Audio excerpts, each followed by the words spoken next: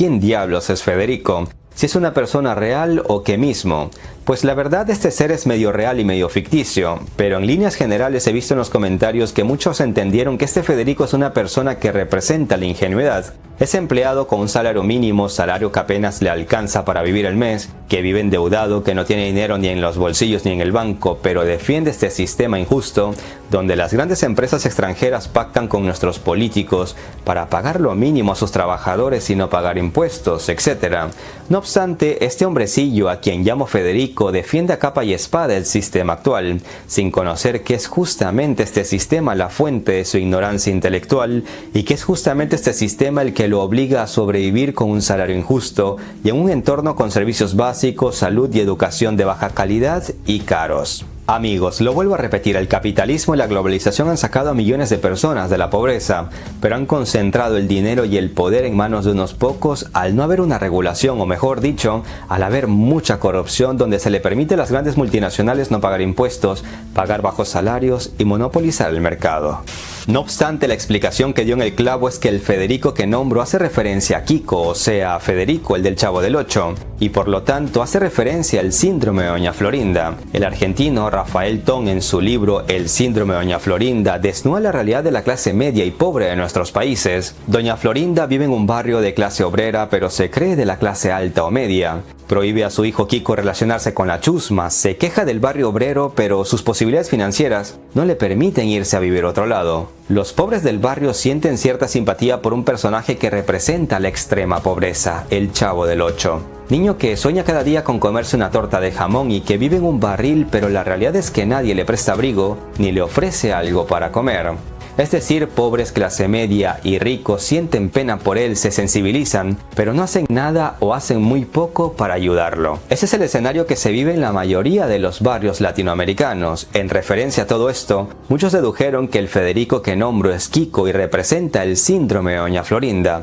Esta deducción es muy buena y se apega a la realidad. Según el economista Bernardo Klicksberg, el capitalismo salvaje crea monopolios y controla el mercado, que operando a través de las multinacionales genera una enorme desigualdad social. Los pocos ricos son cada vez más ricos, los empresarios pequeños son devorados por las multinacionales y la mayoría de pobres se vuelven cada vez más pobres. El capitalismo salvaje pretende eliminar totalmente al Estado de su tarea de regulador para adueñarse a placer del mercado. Esa práctica, promovida por muchos economistas, quienes no hacen más que defender los intereses de las grandes multinacionales, es la que ha generado cada vez más pobreza en el mundo. Podemos hacerle la venia a la genialidad de empresarios como Rockefeller, que con mucho esfuerzo y trabajo, y lo más importante, desde cero, crearon sus fortunas, pero no podemos no criticar las agresivas estrategias comerciales, estrategias que al fin y al cabo van dejando en la ruina a decenas de empresarios. Estimados amigos y enemigos, yo no los obligo a creer en todo lo que digo en mis videos, siempre los invito a reflexionar, leer, investigar, dudar. Yo expongo datos de los que pocos se atreven a hablar, pero luego usted como ciudadano responsable debe investigar más a fondo y sacar sus propias conclusiones. Muchos piensan que si critico el sistema actual soy anticapitalista y nada más lejos de la realidad.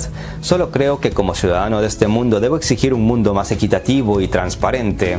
Y como ciudadano de este mundo creo que estoy en el deber de denunciar lo que considero injusto. No por ser católico, apostólico y romano voy a defender los grandes pecados de la Iglesia. Si hay escándalos debo exigir al Vaticano responder y tomar medidas. No por ser seguidor ferviente de mi presidente voy a defenderlo cuando veo casos de corrupción. Amigos, el radicalismo es malo en todos los campos, religioso, financiero, político o lo que sea. Si critico el sistema en el que vivimos, tampoco quiere decir que soy comunista. A los que me tachan de comunista, les digo que ustedes solo dejan una cosa en claro, que les falta lectura y pensamiento crítico. Sí, a ti te digo, Federico. Bueno, hagan el bien sin mirar a quién, dejen de ser Federico si lo son, vean la realidad y denuncien las injusticias aunque éstas sean hechas por el santo cura de la parroquia.